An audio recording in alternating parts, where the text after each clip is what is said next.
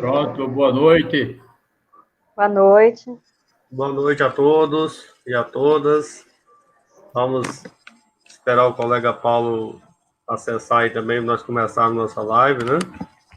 Sejam todos bem-vindos, bem-vindas.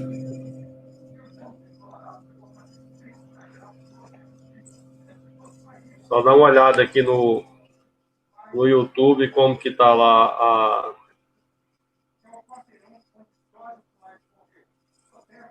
se está transmitindo, né?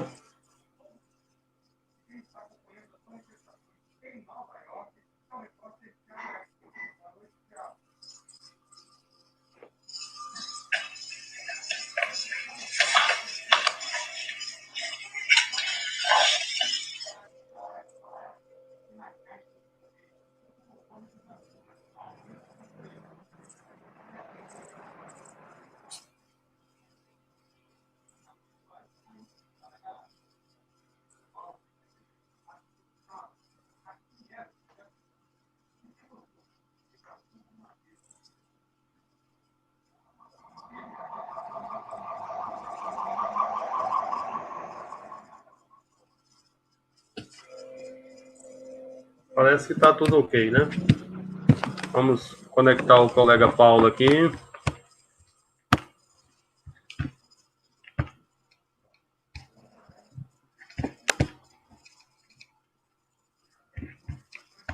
Boa noite, Valdeci, lá de Correntina, nos acompanhando, né? Seja bem-vindo, viu, Valdeci?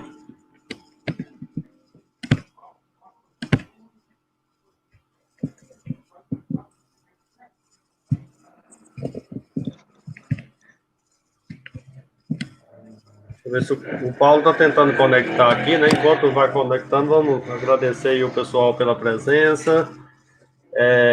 Colega Valdeci, lá de Correntina, que é secretário da Educação, né? Sei que vai ter muitos colegas de outros municípios aqui de Barreiras. Para nós é um prazer estar aí todos, né?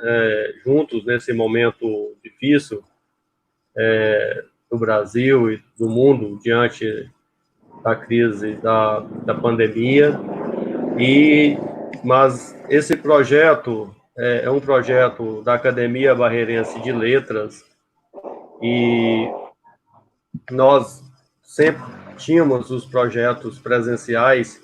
Um deles é o projeto Academia na Praça do Coreto, onde a gente sempre nos encontrávamos e tinha a possibilidade mensalmente de discutir temas importantes, debater, fazer uma roda de poesia, viu, Luciano? Então, e nós estávamos, confesso que nesse momento está sendo também um momento de muita angústia para alguns e de aprendizado. Então, nós começamos aí aos últimos dias, né? O Corado aí é nosso contemporâneo aí da academia, e ele sabe disso. Nós estávamos buscando aprendermos aí a fazer os canais, a buscar. Nós estamos fazendo uma página da academia para que a Academia Barreirense de Letras, que ainda é uma jovem, né? Um jovem novo ainda, nos seus 15 anos de idade, para que nós possamos ter esse acesso com o público, né? Ter essa possibilidade de conectar pelo espaço online. Nós sabemos a importância que tem a literatura na sociedade mundial e brasileira, e, no entanto, é importante também esse canal, esse espaço virtual, para que nós possamos dialogar. Então, como eu estava dizendo, a gente gostaria de mandar um abraço para todos os nossos membros aí da Academia Barreirense de Letras. Esse projeto, nós estamos intitulando ele enquanto ABL em tempos de pandemia. O nosso propósito com ele é fazermos 10 lives ou 10 debates sobre temas diversos. Teremos esse em comemoração ao Dia do Meio Ambiente. Teremos um próximo, que a gente acredita que vai ser no próximo domingo, que vai ser sobre a questão da literatura e educação. Já estamos organizando um sobre cordel e na literatura oestina e barreirense, qual o papel do cordel diante da pandemia. E assim, teremos vários outros temas, sempre envolvendo colegas da academia e pessoas convidadas, como está sendo vocês hoje. né? Então, isso é muito importante, porque nós acreditamos que a Academia Barreirense de Letras, eu estou enquanto presidente, e nós temos a colega Miriam enquanto vice. Um abraço para a Miriam, acredito que ela deve estar nos assistindo, deve logo se conectar aí conosco. Então, é um prazer imenso nós trazermos esse debate, né? Vamos ver se o colega Paulo consegue conectar aqui.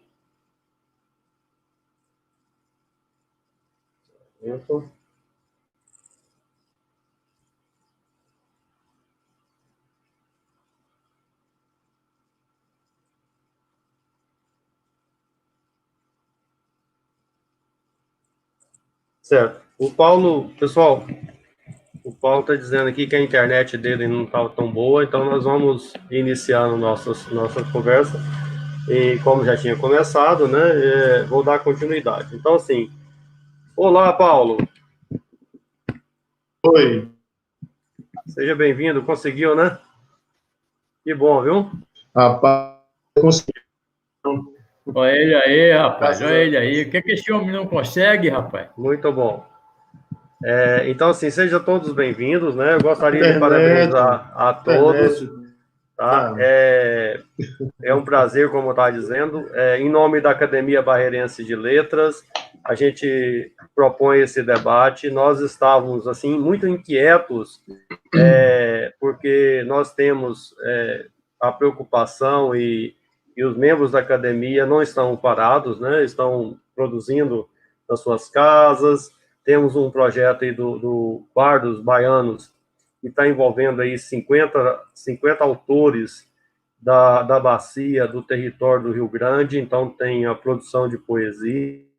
E então, os membros da academia não estão parados, estão todos trabalhando e cuidando, né?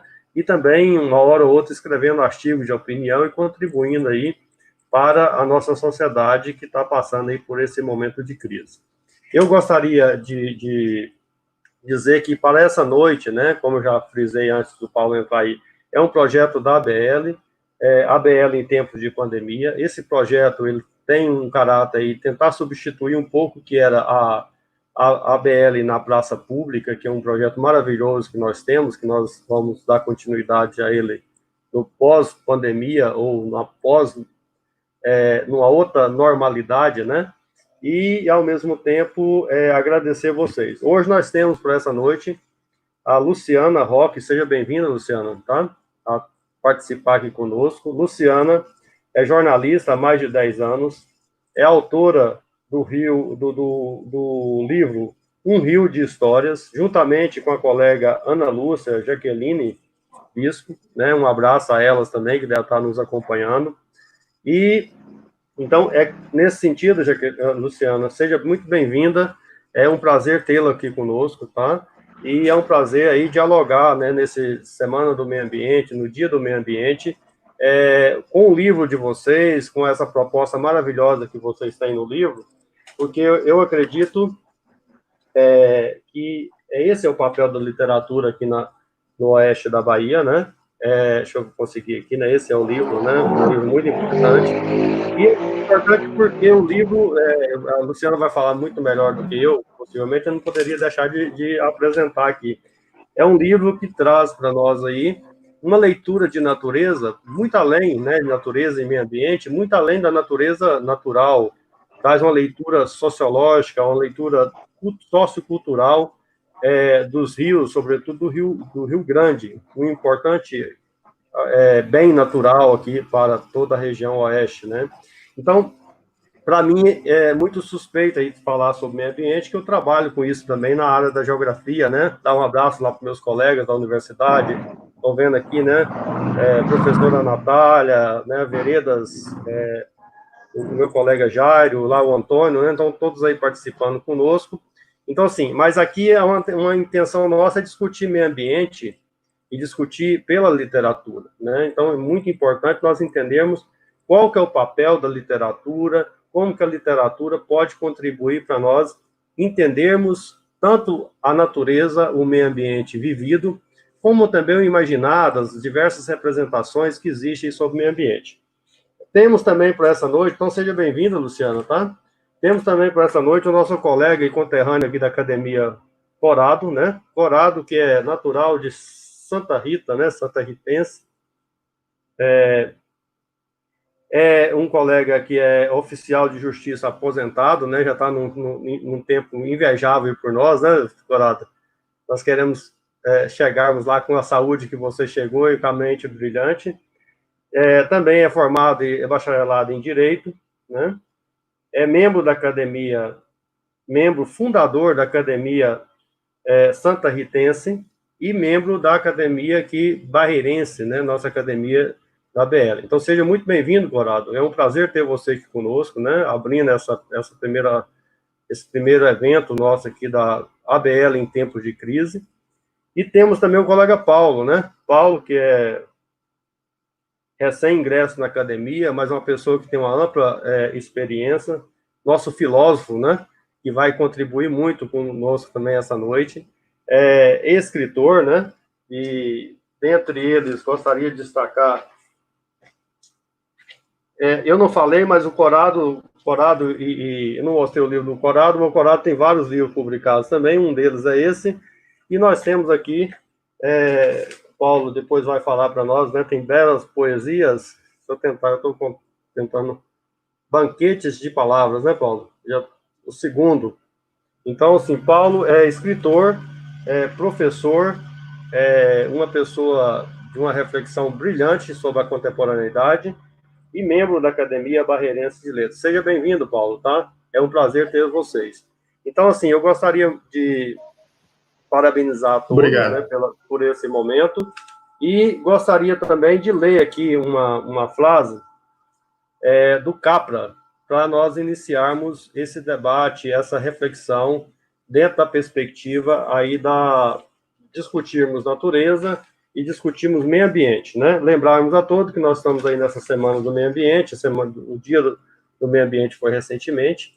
Não é um dia fácil para nós, porque é um dia discutir meio ambiente diante da crise da pandemia e das crises políticas que perpassamos pelo país, é um desafio também para a literatura, é um desafio para a ciência, é um desafio para toda a área de conhecimento. E não poderia deixar de frisar, assim, discutir meio ambiente tem várias tendências, né? Nós poderíamos caminhar aí pela a tendência mais idílica, poderíamos caminhar por uma tendência mais romântica, podemos caminhar por uma tendência que discute, busca descrever os diversos cenários, né, da biodiversidade, mas tem um fundo muito interessante quando nós trazemos esse tema, essa temática para a literatura, que é discutir, a partir da noção de meio ambiente, as diversas visões de mundo, como que esse mundo e como que a literatura brasileira, que vem passando por diversos desafios, mas ao mesmo tempo sempre tem um propósito, né? Por que nós, enquanto escritores, enquanto pessoas que tentamos fazer literatura, nós buscamos aí um propósito nas nossas escritas. E não poderíamos deixar, então, assim, que é muito interessante quando a gente vê Graciliano Ramos, Guimarães Rosa, né? O próprio Jorge Amado sempre teve a natureza, sempre teve o meio ambiente, enquanto ou um pano de fundo, ou um contexto, né? Mas todos os seus personagens têm um tempo e espaço conectado à questão do meio ambiente, à questão da natureza. Não poderia também deixar de dizer, né? Mia Couto, que traz muito bem no seu livro Terra Sonâmbula, né? Que é muito interessante para que nós possamos entender aí como que ele traz essa questão dentro da língua portuguesa, das diversas linguagens. E aí, para trazer essa reflexão sobre o meio ambiente, a gente não poderia esquecer que quando nós falamos de meio ambiente na literatura, todos nós, talvez esse pano de fundo, é pensar a sustentabilidade na sua insustentabilidade, né? Se no século XVI, XVII, século XVIII, basicamente no século XIX e no século XX, no início do século XX, a literatura brasileira tinha um foco, que era o foco da integração nacional, né? Tinha um foco da perspectiva de trazer as diversas leituras regionalistas, Guimarães Rosa traz o sertão e o sertanejo, né? Em uma leitura dentro de linguagens que tinha um propósito de discutir a nação brasileira. Não tenha dúvida que discutir meio ambiente, discutir sustentabilidade, discutir insustentabilidade é discutir também a nação brasileira, é discutir povos e pessoas e seus diversos sujeitos aqui no oeste da Bahia. E como eu estava dizendo para vocês, para passar a fala aí para a Luciana, nós temos aí a questão da sustentabilidade colocada por Capra, né? Capra coloca para nós a questão que quando nós falamos de meio ambiente e de sustentabilidade, não se refere apenas a um tipo de interação humana com o mundo que pensa em preservar ou conservar o meio ambiente para não comprometer os bens naturais para gerações futuras.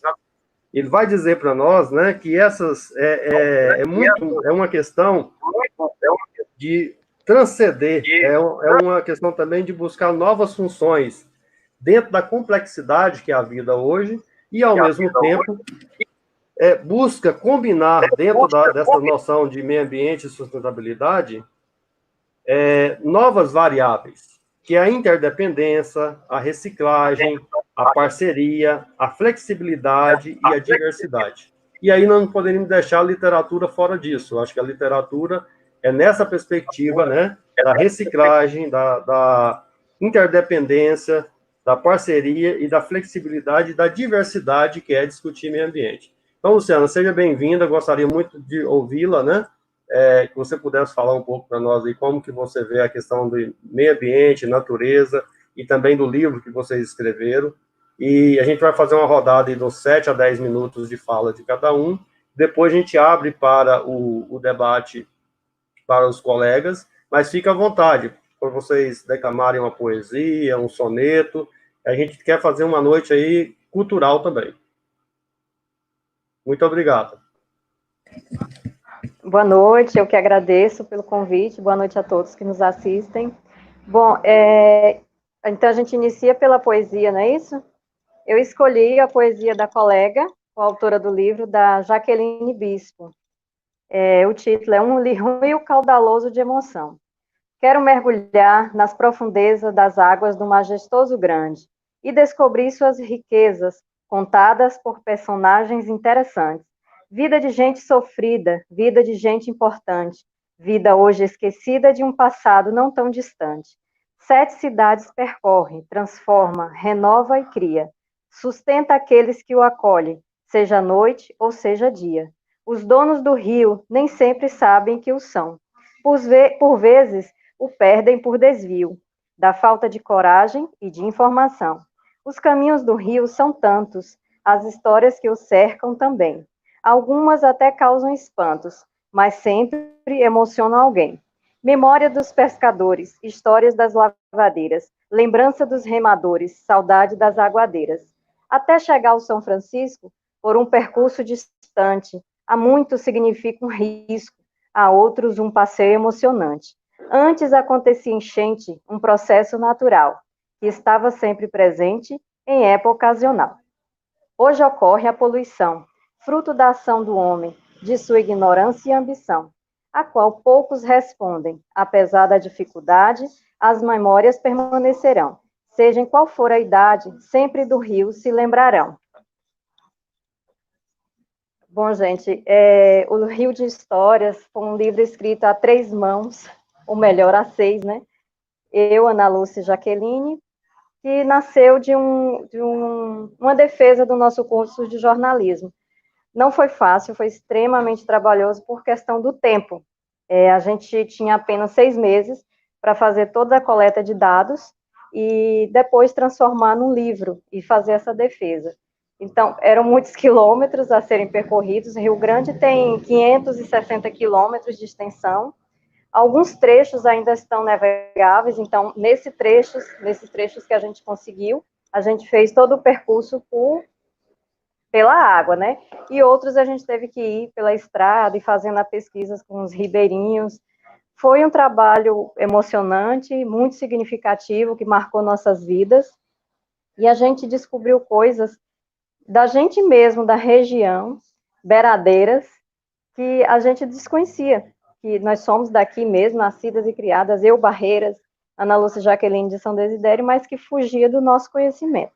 Então, foi um período de muita ansiedade, muito trabalho, mas de muito conhecimento, e a gente não poderia deixar de compartilhar com o público, né?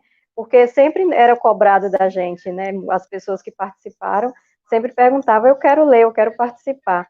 Porque, a princípio, a temática Rio Grande não era, assim, atrativo para as pessoas. Mas quando você falava, mas o rio percorre tal cidade, quando falavam a cidade e mexia com o afetivo, aí já despertava, né, a curiosidade, o interesse. Não, eu preciso ler, eu preciso conhecer, saber mais da minha história. E isso foi muito significativo para a gente. Bom, quem é o próximo?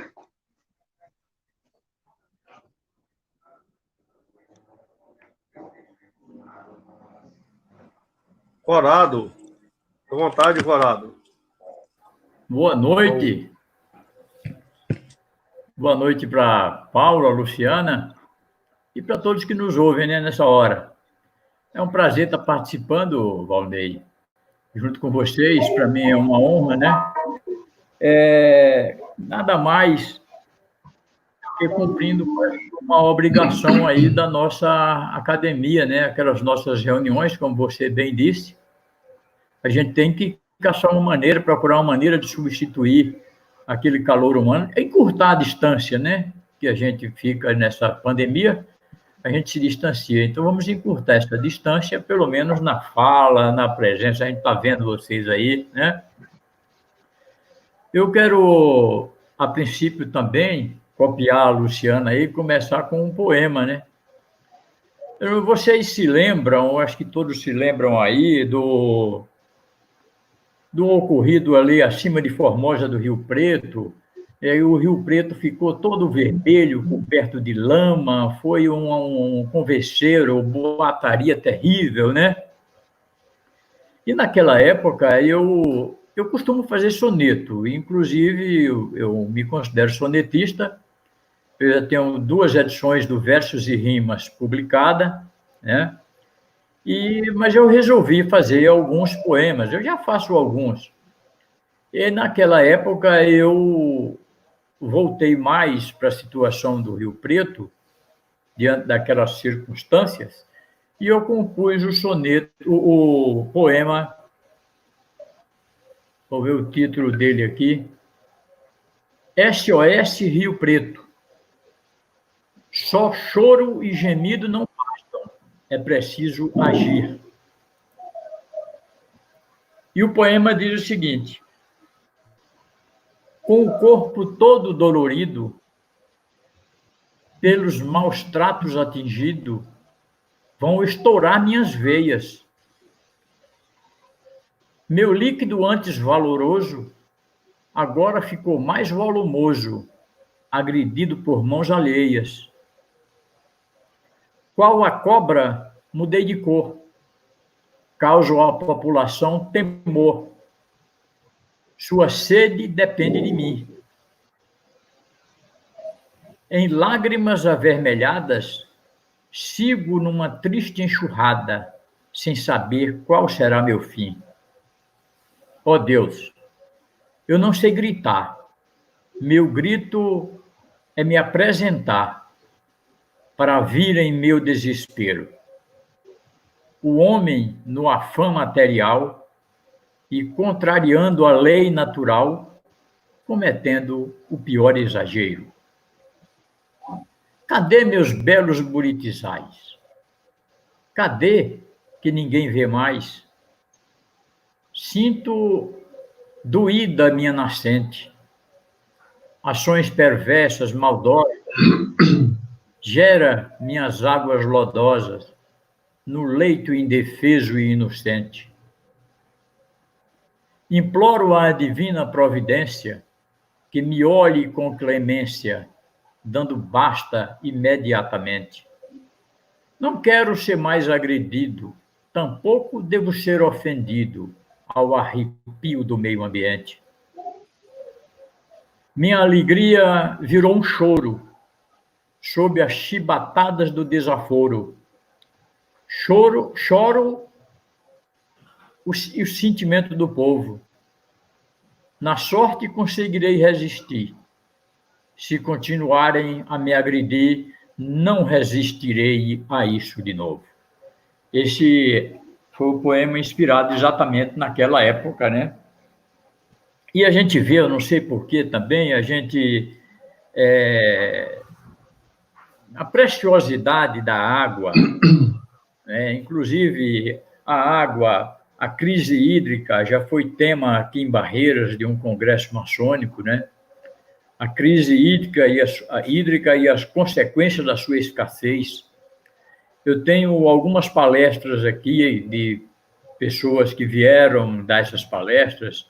Seria bom depois passar para Valnei para ele fazer um apanhado disso, é muito interessante. Mas a água tem chamado muito a atenção, muito principalmente pelas agressões a ela e a escassez. Eu acho que a água é a mola do meio ambiente, né?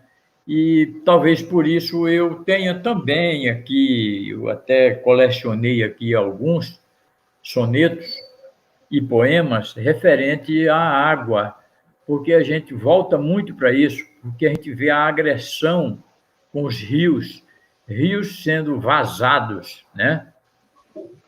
E as instituições, eu não diria que não tomam providências, mas não é na medida que a situação exige, né? Pode até tomarem, eu não vou aqui entrar na controvérsia de dizer que não tomam providência. Eu sei que se esforçam bastante para acudirem, mas eu acho que falta ainda um tanto, né? E tudo começa com a boa vontade. Eu acho que falta muito boa vontade e comprometimento das autoridades nesse sentido, para ver se a gente resgata. Assim, não conseguir resgatar, ao menos manter o que temos aí em termos de água, de rios, né? De buritizais, como fala aqui nesse poema, né? Cadê meus buritizais, né? Então, tudo isso, o ser humano, nós humanos, nós temos que olhar para essa situação. Se a gente não pode fazer uma coisa diferente, faz um poema desse, faz uma carta, escreve uma página, tudo isso chama atenção. Uma hora funciona. Quero agradecer a todos vocês e deixar aí devolver a palavra para Valnei, para ele. Eu acho que só tem Paulo aí agora, né, Paulo? Acho que não tem mais do que ver, não, né? Agora sou eu, né? Boa noite. Começando lendo um poema. Pode seguir aí, Paulo. Fica à vontade, viu? Seja bem-vindo. Meus poemas são meus. E obrigado a todos. E tenhamos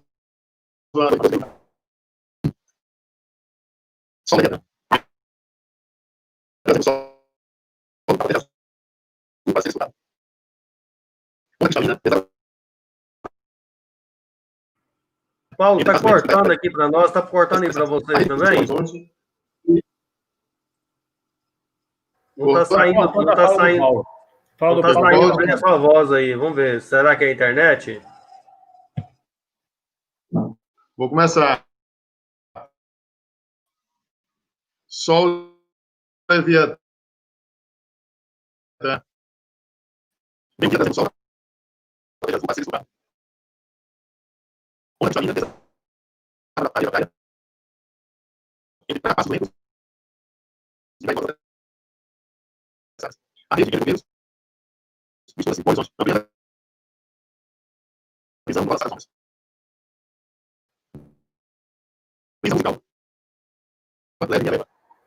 Enquanto o Paulo regulariza isso, se quiser, eu declamo outro poema que eu tenho aqui no gatilho, viu? E aí... Paulo, não estamos conseguindo te ouvir, Paulo. Deve ser alguma coisa na internet sua aí, meu amigo. Fala um outro poema aí para nós, Corado, enquanto vamos ver se a internet do Paulo melhora lá. Pode ser, Paulo? Eu fiz aqui um poema também para os rios, para as águas. Esse também chama muita atenção, eu fiz ele com muito carinho, né? Um mudo que sofre, sua mímica é pedido de socorro. E aqui ele diz o seguinte: ah, querido e caudaloso Rio Preto branco, que sofre e geme sem exprimir seu pranto. Quem mais acodes é quem mais te agride. Ao modo ambiental, soluças e choramingas. Falta-lhe a voz para exprimir tuas mínguas. Na tua expressão, a necessidade de revide. Grandes alegrias trazes com o alto volume. Ninguém o ajuda nas épocas de queixume. Mas todos querem ser donos do Rio Preto. Se assim o é, venham engrossar as fileiras, saia dos obstáculos, vença as ribanceiras. O Rio Preto é de todos, de fato e de direito. Peixe, areia, cascalho e a água para beber, o divertido banho nas suas áreas de lazer. Tudo isso defenderemos nesta conferência. O ecoturismo, a proteção e sustentabilidade. É um grito pelo rio que banha nossa cidade. Ligue o pisca-alerta da sua consciência. Não será preciso perdermos essa maravilha, deixar que ele se transforme em várias ilhas, em corredores de areia de um leito à míngua. Que não fiquemos só nas teorias sem prática. A experiência diz que a ação é a palavra mágica. Quem fala muito acabará mordendo a língua. Obrigado, Vanei.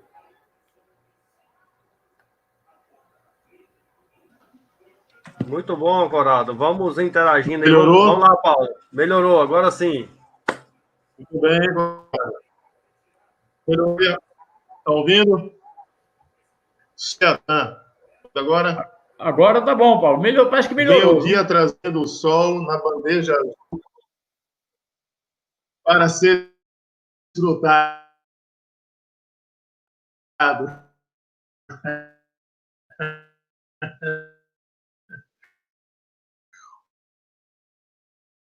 Onda cristalina.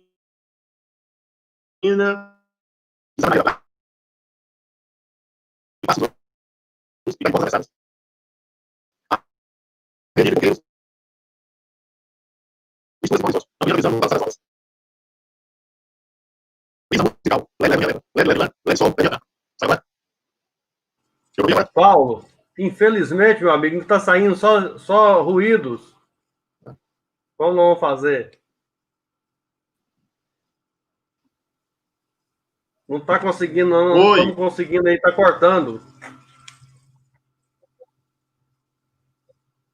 Não sei o que não. Naquela hora tá tão direito, né? Pois é. Estamos seguindo. Qualquer coisa eu vou ouvindo aqui. Tá, agora, por exemplo, agora falou bem, tá vendo? Tá oscilando o sinal, né?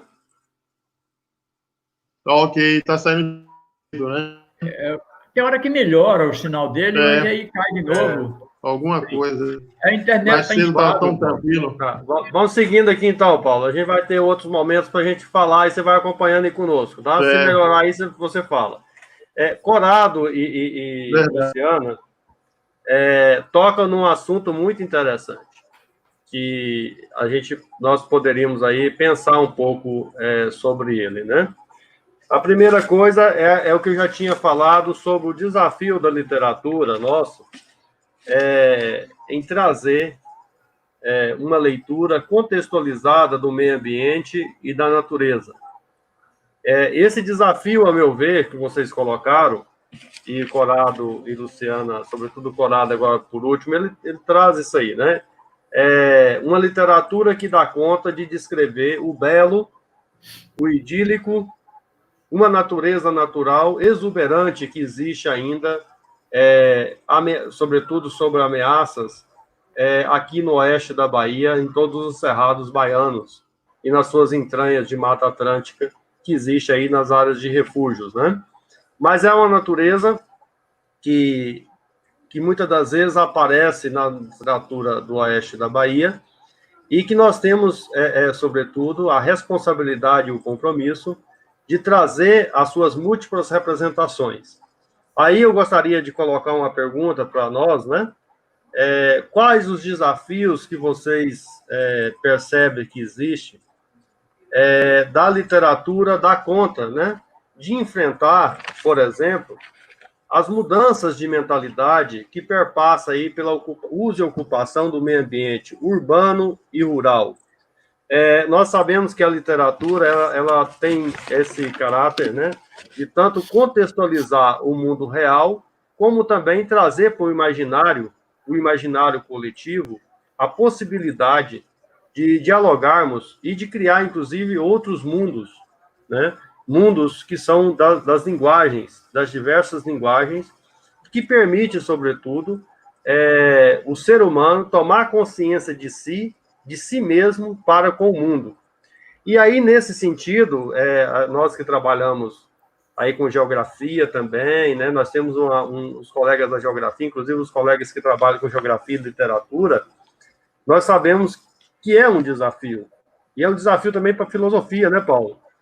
Como que a gente pode dialogar nesse mundo, entendermos que essa natureza e que o meio ambiente, nos últimos anos, ele vem sendo, né, tecnificado. Existe uma ocupação pela modernidade, pelo ideal de progresso. Então, assim, vocês conseguem visualizar isso, né, nos livros de vocês, como que a literatura barreirense ou oestina está avançando nesse sentido, porque, ao mesmo tempo, toda essa modernidade, ela trouxe consigo diversos mitos, né? Um deles é o mito da natureza intocada. O outro, o mito do progresso infinito nas grandes cidades ou médias cidades, no caso Barreiras e Luiz Eduardo, mas também o mito da neutralidade científica, inclusive do mito da crítica literária, né? O distanciamento aí da crítica literária, da literatura produzida nas academias, pela literatura produzida pelas pessoas que convivem, né, no espaço e tempo das paisagens do oeste da Bahia. E, a meu ver, existe um grande paradigma para a literatura nossa aqui, que é como nós situarmos diante de uma desordem ambiental imposta aí pelo que o Corrado disse, da impotência, né, de algumas instituições. Ao mesmo tempo, nós somos vítimas, né, e algozes do meio ambiente. Ao mesmo tempo, nós temos instituições que atuam, instituições que não atuam como nós gostaríamos que atuasse, talvez na preservação e na conservação, e até mesmo na reconstrução do meio ambiente. Mas nós temos também, a meu ver, algo germinando, que é a questão de uma nova cultura ambiental. Uma cultura ambiental que traz aí a valorização da sociobiodiversidade, uma cultura ambiental que traz sabores e saberes dos cerrados, uma cultura ambiental que ultrapassa e que chega até as grandes cidades pela agora uma outra forma de soberania alimentar, pelas novas formas de alimentação, inclusive. Então, tudo isso nos coloca aí desafios, né, enquanto escritores da literatura, de ciência, de como fazer, como essa natureza transformada e em transformação apareça aí para nós dentro no nosso poema, das nossas escritas literárias. Mas gostaria de ouvir um pouco vocês nesse sentido, né? Porque é muito interessante para nós termos, talvez, essas diversas visões de mundo conectada com a natureza, que não tenha dúvida, é a literatura contribuindo para a vida. É uma literatura que possa e que traz consigo tanto a revelação do belo, a revelação da natureza como ela é, mas uma literatura que traz também, talvez de uma forma mais tímida, a natureza em transformação, ou aquela natureza construída pelo ser humano. Então, gostaria de ouvir vocês um pouco aí sobre isso, que eu penso que é um tema muito interessante, e, ao mesmo tempo, para a gente entendermos, né, e caminharmos aí, sem deixar o meio ambiente enquanto um projeto importante, né, para a literatura do oeste da Bahia e de Barreiras.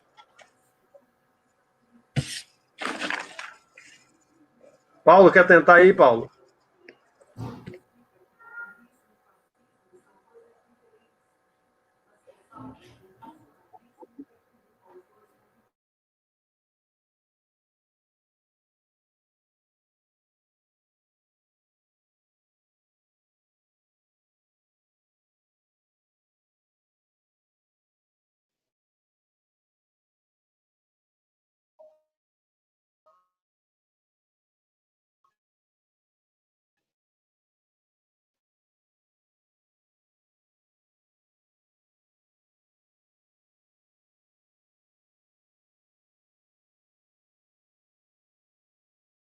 O sinal do Paulo realmente está fraco. Está aparecendo aqui, mas não consegue aí visualizar, né? Vamos seguindo, né?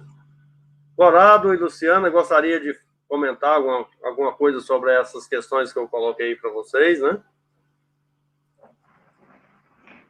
Bom, o que a gente mais ouvia durante as pesquisas era que, assim, daqui 10 anos esse rio não vai existir mais. É importante mesmo registrar, porque só que a gente ficava se sentindo meio mal com isso, porque parecia que seria um livro mórbido. E quando nós fomos até a nascente do Rio Grande, que fica ali na Serra Geral do Goiás, já bem na fronteira, Bahia com Goiás, e nos surpreendeu o cuidado que o dono da fazenda teve de proteger a nascente. Ele até relatou para nós que o dono anterior deixou aquilo ali desprotegido, e gado pisoteava os afloramentos, e ele não, ele cercou toda a área, e a natureza por si só também tentou se proteger. Nasceram muitos arbustos, as espécies lá, que para a gente conseguir chegar mesmo na nascente, a gente literalmente rastejou até conseguir entrar. E mesmo com todo esse cuidado, quando o riachinho começa a percorrer, a próxima parada dele, muito próximo já dessa fazenda, já fizeram uma represa. Aí já não tem como, né? Já mexe com a natureza, já começa a degradação desde o berço. E a gente viu em todo o percurso, a nossa companheira de viagem, todo o tempo, era garrafa PET e sacolinhas plásticas. Então, era muita degradação, vários trechos com assoreamento, bancos de areia, que dificulta muito também a navegação. Muitos pescadores reclamaram da baixa diminuição do pescado mesmo, até espécies que existiam e não existe mais, que entrou completamente em extinção. Então, era um apanhado que a gente precisou fazer em busca de comprovação de que tudo isso estava acontecendo, não só da gente ver, mas ter documentado, né? E ele sempre pediu, não deixa essa história morrer. Achava que seria só uma pesquisa, que com o passar do tempo ia ficar só na faculdade e ninguém ia ter mais notícia. Então, a gente fez questão também de trabalhar muito nas escolas municipais, essa questão do rio, do meio ambiente. São tantas espécies, o Cerrado é muito rico. Nessas viagens, a gente pôde se deparar com paisagens assim exuberantes, de ipês, principalmente no período de floração, a coisa mais linda. Ingás, jatobás e camaçari também, as espécies também, muito camaleão, muito macaco bugio para aquela região ali de Itaguá, Jupaguá, uma mata que, assim, totalmente preta, assim, só de macaco bugio, e aqui e ali você via as guaribas fêmeas, né, que já é um tom, assim, marrom, e jacaré ali pro lado de Goiabeiras, coisa assim que você nem fazia ideia de tão perto, tão próximo da gente, e foi muito difícil, assim, para a gente conseguir publicar, porque tem aquela preocupação, é bem controverso, né? Tem a preocupação com o meio ambiente, com o rio em si, não deixa, não pode, a gente tem que lutar pelo Rio Grande, ele não é só, faz parte da paisagem das cidades, ele é importante muito, não deixa morrer. Mas aí você não achava parceria para conseguir publicar um livro, que, que era o que mais nos cobravam. Tem que lançar esse livro, tem que publicar, mas a gente não encontrava parceria. Fomos atrás de muitos empresários, de pessoas que pudessem nos ajudar aqui, e a gente demorou até 2 anos, mais ou menos, para conseguir publicar o livro, por essa questão financeira. Não é uma coisa barata, e, infelizmente, assim, hoje, o cenário atual é muito mais desanimador. Assim, os órgãos que deveriam fiscalizar estão, assim, muito cheio de amarras também, e isso é uma preocupação que nós temos. E, assim, não é, como eu falei antes, né, não é um atrativo, assim, vou pegar um livro para saber mais sobre a mata, sobre o cerrado, sobre o rio, sobre as espécies, os bichos que existem na nossa região. É só para quem tem realmente interesse, que trabalha com a área, e a gente procurou humanizar também o livro por conta disso. Então, a gente trabalhou muito com personagens, Joana Camandaroba, que era historiadora lá em Barra, já falecida, Dom Luiz Flávio Capri, que tem uma luta belíssima em defesa das águas, ficou muito conhecido quando ele fez aquela greve de fome em defesa do Rio São Francisco, contra a transposição do Rio São Francisco. Então, a gente tentou humanizar, entrevistamos muitas aguadeiras, que foram aguadeiras, muita lavadeira, muito pescador, para poder humanizar e levar essa história do rio, do meio ambiente, para dentro do livro e para dentro das casas, e principalmente das escolas públicas.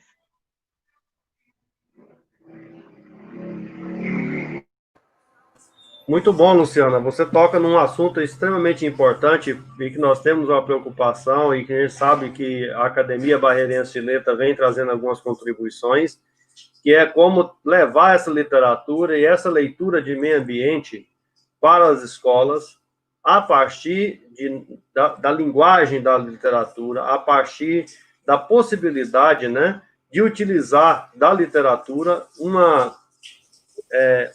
promover uma formação de conceito de forma mais leve, mais atraente. Nós tivemos aí, eu vou compartilhar com os colegas, nós tivemos uma oportunidade no projeto Saberes Ambientais de São Desidério, inclusive um abraço aí para todos lá de São Desidério que estão nos assistindo, né? Foi um projeto muito interessante, eu, juntamente com o professor Mário, nos quais nós promovemos aí várias oficinas de poesia e literatura.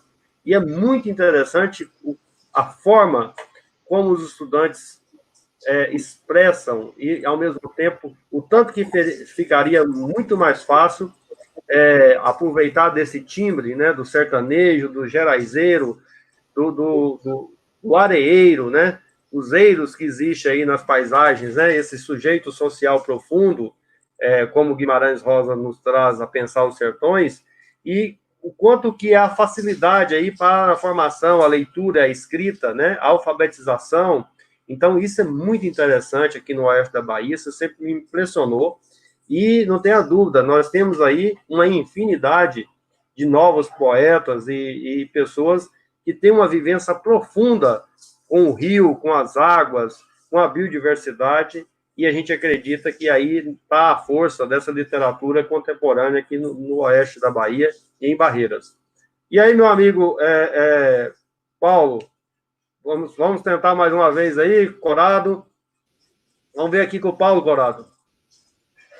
Veja com o Paulo aí, para ver se ele consegue aí alguma coisa. Vai lá, Paulo.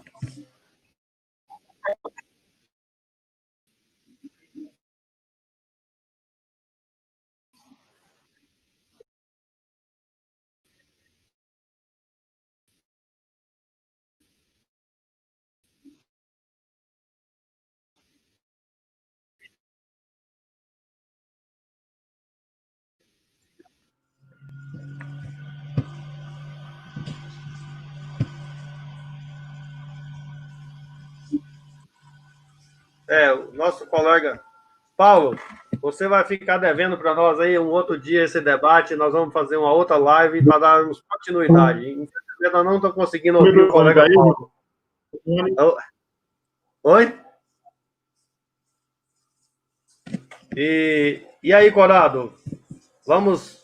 Vamos ver. Veja bem, eu, ouvindo bem as palavras suas aí, e a de Luciana, me veio aqui, o seguinte, eu acho que aquela concepção lá atrás que a gente tinha de abundância, de fartura no oeste da Bahia, aquilo concorreu muito para esse fator degradação, porque tinha-se muito, a ideia que se tinha que tudo aí era fartura, terra em abundância, madeira em abundância, com árvores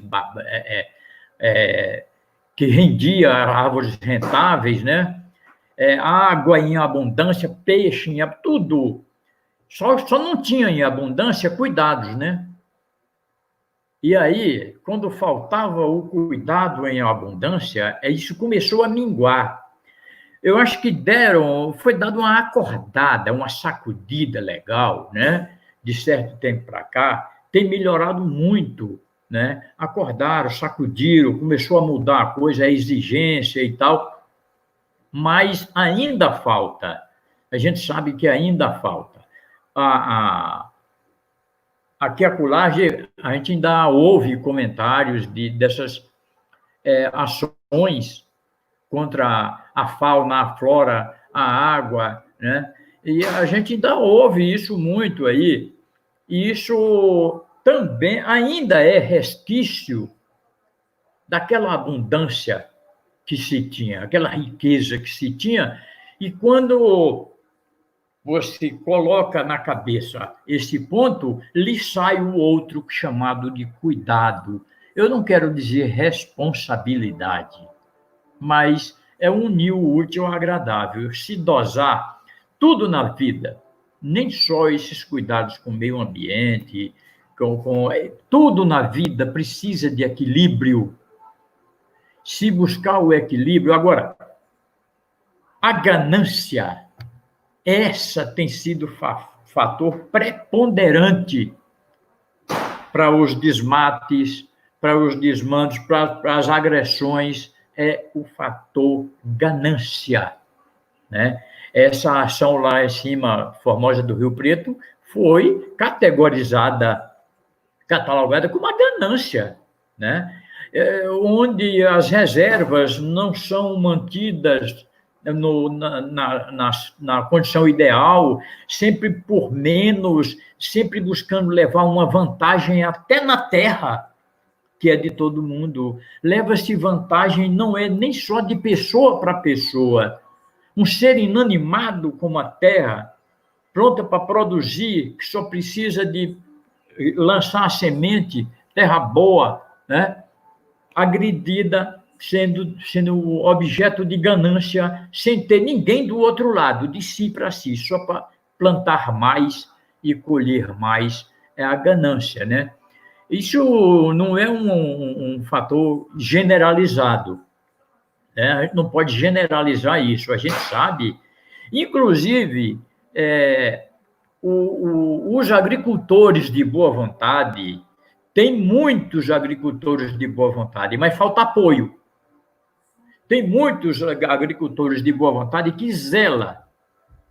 Ora, mas zela, o vizinho não zela e não tem nada. Aí essa impunidade, às vezes, gera essa generalização, né?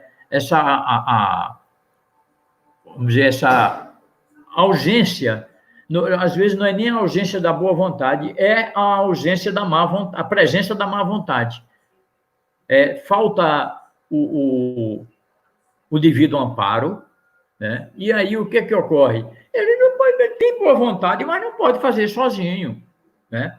E falta. É aí onde eu quero dizer a você que não seria os órgãos fazem, a gente sabe que fazem, não estão parados. Mas a gente sabe também que esses órgãos funcionam, todos eles, precariamente. Começa por aí. Funciona precariamente. E aí não tem condição de atender às necessidades da região considerada rica, abundante, farta, é farta, mas farta também quem acuda, né? Eu até tenho aqui um soneto, Valnei, sobre a água, as funções da água, né?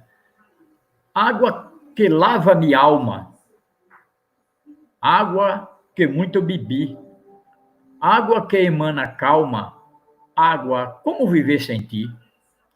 Água espelhada e bela, água que banha o bebê, água que ferve a panela, água que garante o comer, água de poça ou riacho, água corrente no rio abaixo, água com torneira aberta, água que nos alivia o calor, água que a lavoura regou, vida sem ela é morte certa. Muito obrigado.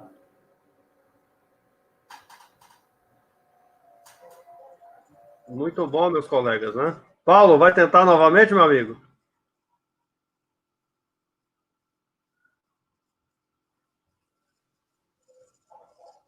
E olha só, parabéns, Corado, pelo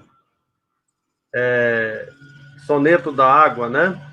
E muito bom, a gente fica muito feliz aí pelas colocações. Paulo parece estar com dificuldade ainda, né, Paulo, na fala, né? No sinal.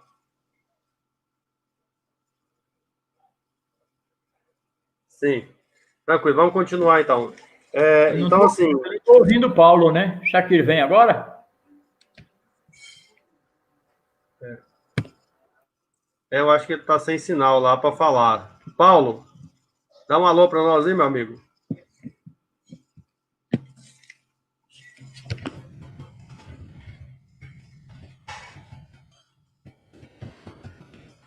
Não está conseguindo mesmo, não. Paulo, vamos seguindo aqui, viu? Vamos contar com a sua contribuição, hoje visual, e nas próximas, pela força da palavra. Muito bem. Como nós estávamos, a gente percebe, né, e os colegas colocaram, Luciana e Corado colocam muito bem aqui também, a gente gostaria de agradecer aqui o Jairo, a Áurea, a Natália, né, a Solange, a colega Miriam, a Regina de Castro, Carlos Quirino, Nereide, o Elton, professor Antônio, que está nos assistindo lá de Goiânia, professor Valdeci, lá de Correntina, Karine, Laura e diversos outros colegas, professora Natália, que interagiu e está contribuindo conosco, né? Uma grande contribuição aí na educação. A gente fica muito contente, né? De estar debatendo esse tema, literatura e meio ambiente, nessa semana. Sabemos e temos a preocupação, né? Como o Corado está dizendo, das questões ligadas a como fazer uma literatura que dê conta, né? Dessas diversas questões, como bem coloca o Henry Leff, a crise da sociedade, a crise ambiental é a crise da nossa sociedade, né? Há pouco tempo, o Boaventura Souza Santos nos levou a pensar aí sobre a crise, ou seja, a pedagogia da crise, da pandemia, ou seja, a própria pandemia é fruto dessa ganância desses seres humanos algozes, que muitas das vezes está dilapidando, comendo gente, comendo o futuro, comendo a natureza de uma forma muito veloz. Então, de fato, nós temos aí esse compromisso com a palavra, compromisso com essa literatura, que vai se reconstituindo e se vai se refazendo, na interação direta do ser humano com a natureza, com o meio ambiente, mas também das novas formas de agir, de pensar, de preservar, de não preservar. Então, nós acreditamos que de fato, um momento muito ímpar para que nós possamos pensar qual que é o papel da literatura nesse século XXI. Ou seja, nós corremos o risco de termos, nesse século ainda, grupos de refugiados ambientais. Já temos refugiados por questões de guerras, refugiados por questões multiculturais, mas podemos ter refugiados devido às questões de não preservação e conservação dos bens naturais. Haja vista os conflitos de água que já acontecem aqui na região, o caso de Correntina, né? Um abraço para os colegas de Correntina e toda a região, né? Que enfrentaram, que tem uma resistência aí em relação às águas. Há também vários conflitos em relação à água, uso e ocupação das águas por todo o país. Esse conflito não é só urbano, né? Nós temos de lembrar também que muitas das vezes essas doenças, a pandemia, ela acontece porque nós estamos, o ser humano, a situação do ser humano, ela está colocada em xeque, devido que, à medida que nós aumentamos o envenenamento da natureza, e as águas se transformam cada vez mais, mesmo esses rios, né, ou córregos, como dizia lá o Osório de Castro, os rios, as águas, muitas delas são contaminadas, porque a nossa legislação, ela é uma legislação, muitas das vezes, permissiva ao fim e esse consumo exagerado de agrotóxicos via a água que chega até as nossas casas, que, sobretudo, o saneamento não dá conta de tirar isso da água. Isso vai diminuindo a nossa resistência, né? A nossa imunidade, ela vai ficando mais baixa, e isso fica mais fácil de proliferar as doenças e as enfermidades, que muitas das vezes nós temos até dificuldade de descrever, né, essas perversidades da vida nesse século XXI. Então, assim, eu gostaria muito de agradecer aos colegas. A nossa proposta era 1 hora mesmo de debate, 1 hora de fala para a gente iniciar, né? Convidar a todos aí, dizer que esse é o primeiro de vários, viu, Paulo? O Paulo vai dar uma olhada no sinal dele lá, e nós vamos contar com eles no próximo temática aí sobre literatura e educação aqui no Oeste da Bahia. Luciana, gostaria muito de agradecer, Luciana. Manda um abraço fraterno para nossas colegas. E nós temos aí São Desidério, né? São Desidério é um grande parceiro nosso, né? O município, as pessoas, tem uma afetividade muito interessante para o São Desidério. A ABL, a Academia Baheirense de Letras, acolhe, né, a todos e quer ter cada vez mais os escritores, a cultura, né, de São Desidério, de Santa Rita, de Formosa de Rio Preto. Esse é o papel, a gente acredita, da Academia Baheirense de Letras.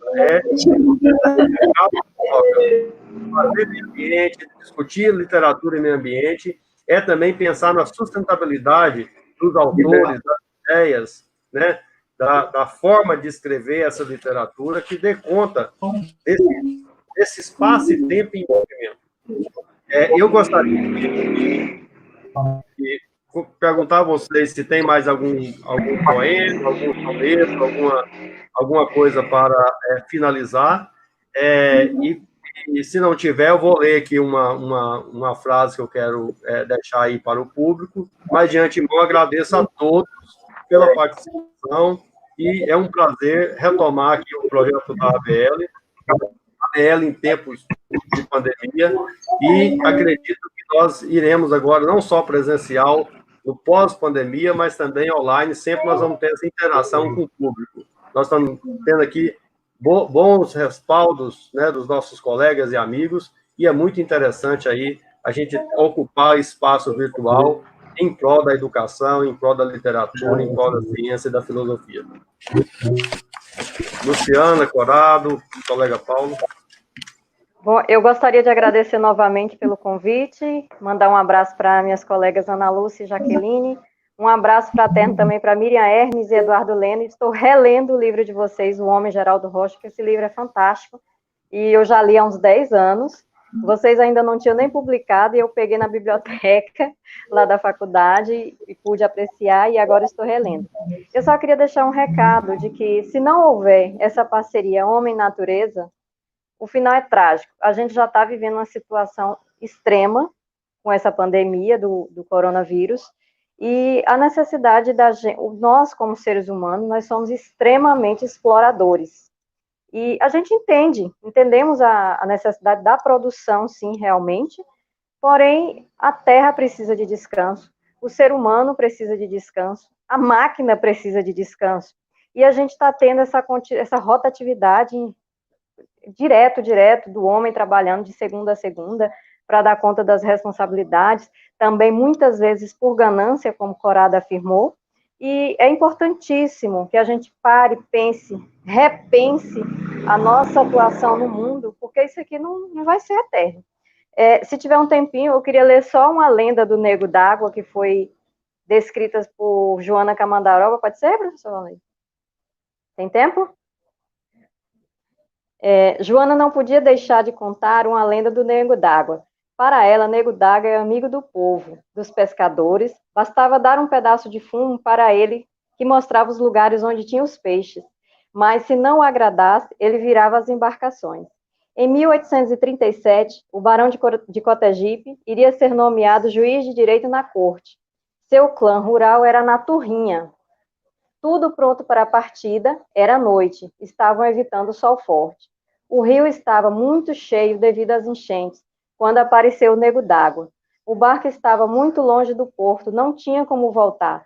Todos estavam com muito medo, mas mesmo assim pegaram as armas e quando chegaram perto, viram que era apenas um tronco de árvore queimado e as águas o levaram rio abaixo. Mas os remeiros afirmaram que era o Nego d'Água sim, e que as armas, por serem de metal, desencantou e ele se transformou em toco.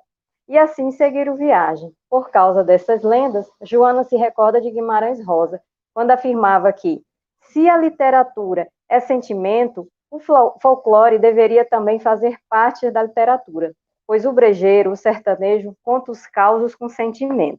Muito obrigada, boa noite a todos. Muito obrigado, Luciano. Nós que agradecemos, né? A gente fica honrado pela sua presença. E como eu disse, é um convite também às pessoas conhecer o belo livro que vocês escreveram, que é uma grande contribuição para entendermos aí a natureza, o meio ambiente sociocultural e a importância que vocês deram a lendas, né? As falas, as narrativas, né? E, sobretudo, os areeiros, essas pessoas que vivem, né? Os pescadores.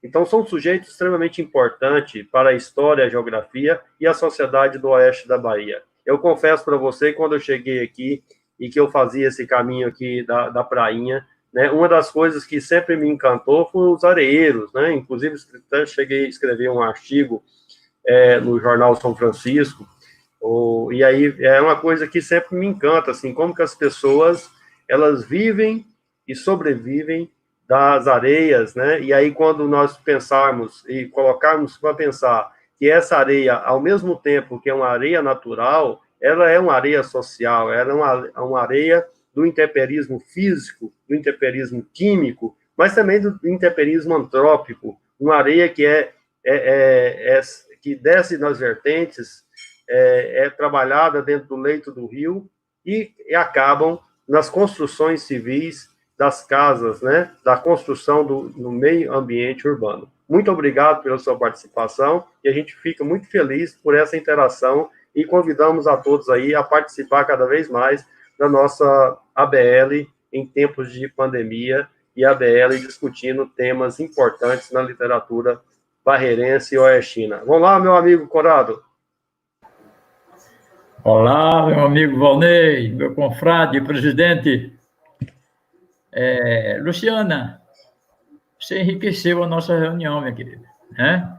Pena que Paulo não pôde desfrutar da reunião como ele gostaria, eu tenho certeza, né? Ele é muito participativo.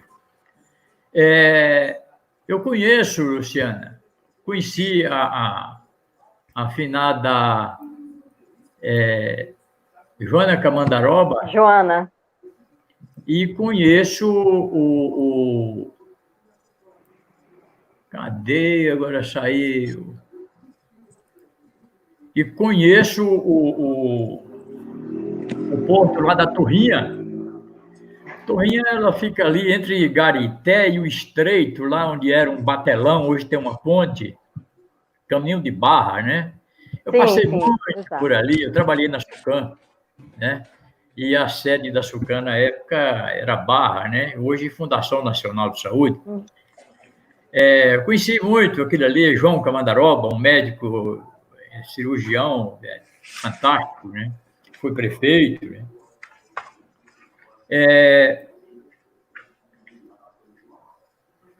Eu fico aqui pensando, Valnei, que uma forma que a gente tem, inclusive, nem só, mas inclusive para angariar fundos para a academia, seria, vai fazendo uma coletânea desses trabalhos em live e depois a gente pegar o que de melhor há, fazer uma filtragem e lançar um livro de propriedade da academia. O que eu vou doar é o meu trabalho intelectual, o meu esforço em compor. Quem não compõe poesia contribui com uma narrativa, né? Um capítulo. E assim a gente forma um livro e fica para os anais da academia, inclusive a venda revertida para a academia. É uma forma da gente angariar alguma coisa. E eu estive lembrando aqui que nessas lives que nós estamos fazendo aqui hoje, vai, com certeza, surgir dados suficientes para a gente fazer essa filtragem e lançar esse livro. Inclusive, nem só o que está saindo aqui, pode-se criar outros por fora e lançar, jogar para o presidente fazer a coletânea e lançar um livro, né? Era isso a minha participação, queria lhe dar dessa vez. Agradecer aqui a todos, o Paulo, principalmente, que não pôde participar, e a Luciana e você, Valnei, me deixar aqui à disposição para outras oportunidades que virão. Sim. A Luciana, acho que caiu o sinal dela lá, mas assim, eu gostaria de agradecer a todos que participaram e como a nossa temática, ela tem essa intenção de contribuir para a Semana do Meio Ambiente, debatermos aí a importância que nós temos uma discussão muito séria a respeito do meio ambiente, termos uma outra postura do Ministério do Meio Ambiente e, ao mesmo tempo, das secretarias que tem um trabalho, que busca aí trabalhar junto com o meio ambiente, então, assim, e também com as escolas. Então, com essa intenção, eu gostaria de encaminhar para o nosso termo, parabenizar a todos aí que participaram. Corado, o nosso colega Jairo está pedindo para você deixar o contato seu aqui com ele ou aqui com o público, né? Sempre importante. Dizer também para todos que essa é a primeira live que nós estamos fazendo, então a gente pede desculpa, porque sempre a gente vai aprendendo, vai ganhando mais dinâmica e ficando mais didático com as novas tecnologias.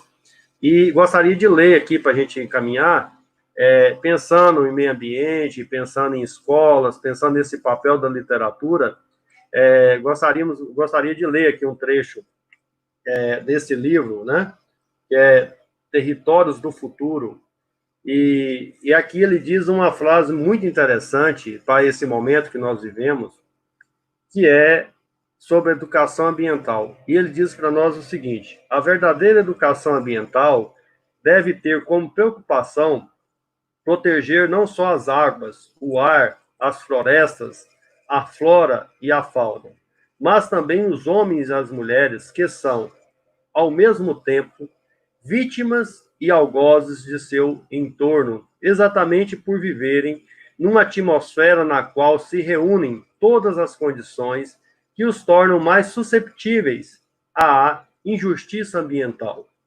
Miséria, pobreza, situações de risco em todos os sentidos, principalmente a falta de informação e ignorância.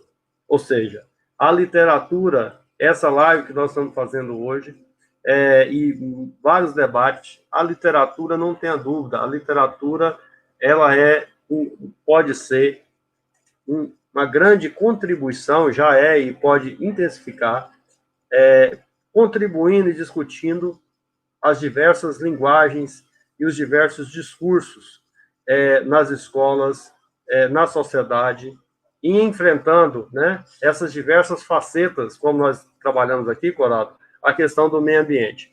E, para finalizar, agradecendo a todos, eu vi uma frase, eu não vou lembrar de onde que eu tirei ela, mas uma frase que é muito marcante. Quem é o autor?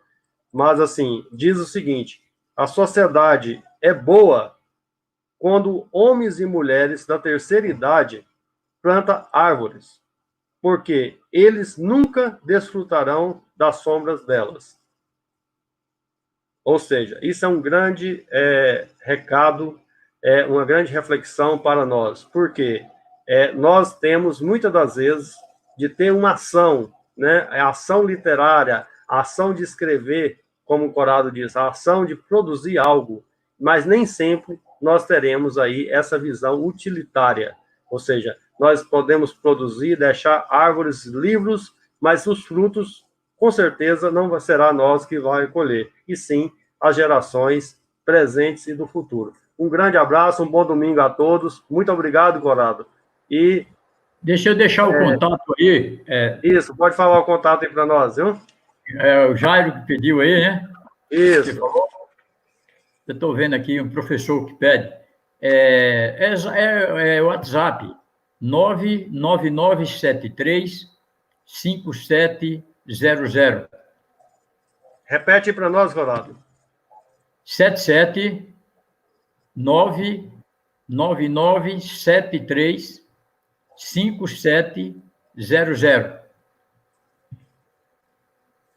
Muito bem. Muito obrigado, Corrado. Um abraço a todos.